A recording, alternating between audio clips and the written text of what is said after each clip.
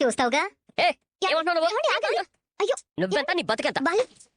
లంచాలు తీసుకుని నీ మొగుడు ఇల్లు కట్టాడు. ఏమండి? మా నాన్న కష్టార్జితంతో ఈ ఇల్లు కట్టాడు. నీకు మాకు పోలికేంటి? ఏంటి మీదకొస్తున్నావు, కొడతావా? ఆడదానివి కాబట్టి బతికిపోయావు. లేకపోతే బడి నడు ముందు. లేదంటే ఆగరా. ముందు ఆవిడ నోరు మూసుకొని వెళ్ళమను. లేదంటే నేనే మెడపట్టి బయటికి గెంటేస్తాను.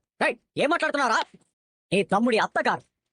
ఆవిడ ఉద్దేశం ఏదైనా సరే నేను కొన్ని బతికే ఉన్నాను కదా, నేను మాట్లాడుతున్నాను కదా. మీ పెద్ద మనసుకు నేను చేతులెత్తి నమస్కారం చేస్తున్నాను. దేవుడి దయవల్ల మేం చందాలు తీసుకొని గది కట్టించుకునేంత దుస్థితిలో లేవు.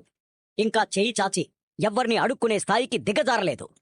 మీ దగ్గర లక్షలు మూలుగుతుంటే మీ కూతురుకు పెట్టుకోండి. మా రవికి కూడా ఇవ్వాల్సిన అవసరం లేదు. నేను కష్టపడి ఇల్లు కట్టాను, అలాగే రూమ్ కూడా కట్టిస్తాను. మీరేమీ అనుకోకుండా దయచేసి వెళ్ళండి. విన్నావుగా, చేరి కోరి చేసుకుని ఇలాంటి మనుషుల మధ్య పట్టావు. నన్నే మెడ పట్టుకుని గెంటేస్తాడంట. మంచి మనసుతో సాయం చేయడానికి వస్తే బాగా బుద్ధి చెప్పారు. మీ అబ్బాయికి మాట్లాడడం కొంచెం నేర్పించండి. నీతో ఎంత విసిగిపోయినా అందరం కలిసి ఉండాలని అనుకుంటున్నాం కదా. రవికి శృతికి ఇల్లు కట్టించమని నువ్వు సలహా ఇస్తున్నావేంటి?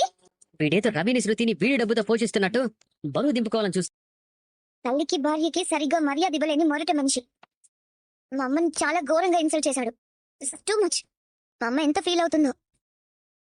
ఇంకేం మాట్లాడతారు, వాళ్ళలా పెంచిందే ఆయన. మీలో మీరు గొడవ పడద్దు. ఆవిడ మాట్లాడిన మాటలు నా ఆత్మాభిమానం దెబ్బతీసేలా ఉన్నాయి. నిజంగా మీ అమ్మ పుట్టింటి నుంచి రాయించుకొచ్చింది ఈ హాలు, ఈ కిచెను. మిగతాదంతా నేనే లోన్ తీసుకొని కట్టించి ఆ లోన్ తీర్చా.